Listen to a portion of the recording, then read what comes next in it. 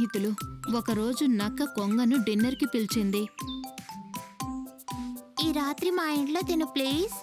రాత్రి భోజనానికి నక్క ఒక రుచికరమైన సూప్ చేసింది. అనుకున్న విధంగానే కొంగ నక్క ఇంటికి వచ్చింది. కాని నక్క ఏదో అల్లరి పనికి సిద్ధమైంది. కొంచెంసేపు తమాషా చేద్దాం. అలా నక్క సూప్ని 2 వెడల్పాటి పాత్రల్లో వడ్డించింది. వాసన గుమగుమలాడిపోతుంది. నక్క నవ్వుకుంటూ ఇలా అనింది. అయితే తిందాం మరి. తినటం మొదలుపెట్టింది.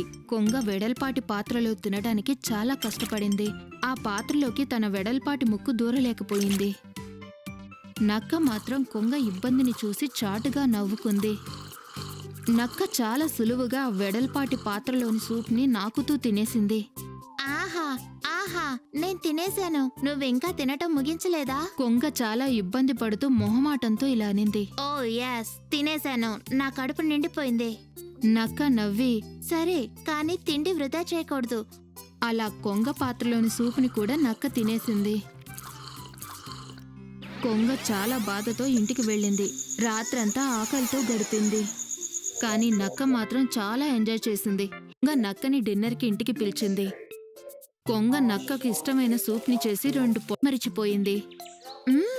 తేలిగ్గా తినేసింది. నక్క మాత్రం తినటానికి అవస్థపడుతూ పాత్రను నాకుతూ కూర్చుంది. కాని కొంగ గొర్రెలా తలాడించింది. అది ఏం చేసిందో దానికి ఆకలి ఇంకా వివేకం